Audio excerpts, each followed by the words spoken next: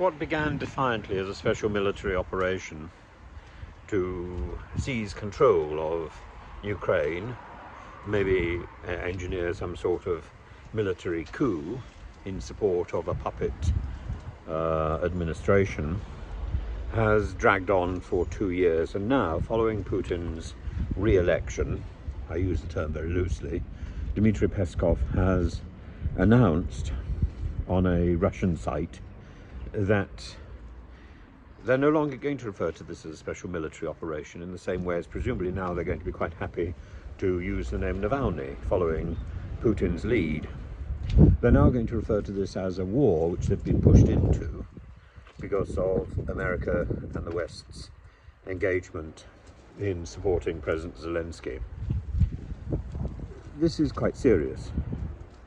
At the same time, there's noises about a surreptitious mobilization, and there's already activity of Russian men leaving the country, going to Istanbul and various other places to evade a possible call-up.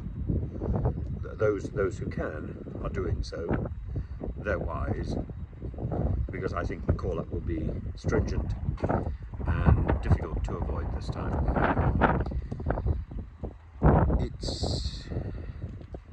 It's getting into a bloodbath, because the last year has seen en passe nothing happening on either side really, and Ukrainian soldiers being sacrificed for small advances over this village or that village, or small losses, and nothing significant, no big push, partly because the West has been very reluctant to follow up its rhetoric with actual weapons when needed. Anything that comes now may well arguably be coming too late. Now, does this mean the West should give up? It shouldn't give up as long as Zelensky is asking for help. That is our duty. I'm afraid our duty is spoiled by the fact that we were persuaded to a particular type of action, including the imposition of sanctions, which are foolish because they break the chain of communication, and that chain of communication is vitally important at this moment. We don't have communication, direct communication really, with Moscow. That's what we need. We need to be able to salvage some sort of success for Zelensky, some sort of victory for Zelensky, at least something that isn't a unilateral defeat. And I don't know whether that's in our gift any longer. I don't know whether that's something we can do. The West has emasculated itself. It's made itself poorer. And why? Because of very foolish ideologies and a very foolish obsession with rhetoric over reality. And it's not just in the instance of Ukraine, it's across a whole range of issues, including Israel and Gaza. Israel, it should have been clear to any observers that Netanyahu's ground invasion was wrong. And there can't be a point at which you simply decide no more fighting. The fighting is either right or it's wrong. The same thing is true with Zelensky. The fighting is either right or wrong. And I think defending your own country from an invading force is right.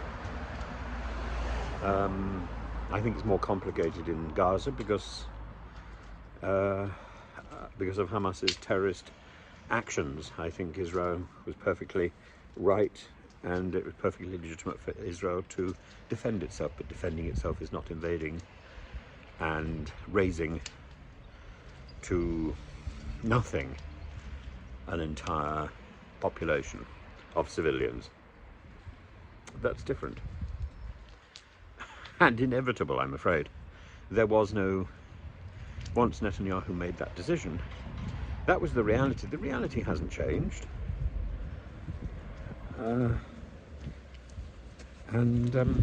But the rhetoric has changed, because Biden and the West have recognized that the public don't like a commitment to such wholesale slaughter. Of course they don't. They shouldn't have liked it at the beginning. And they didn't. The marches are enormous. But not enough. Those marches don't serve any purpose that I can see. It's more noise. We need a more morally focused foreign policy, a more morally focused government, and a government which actually thinks in advance about its decisions. And at the moment, I don't think our government, I don't think the American government is thinking forwards. I think it's in a defensive position, and it's trying to survive. That's not a good image. That's the image of Zelensky, isn't it?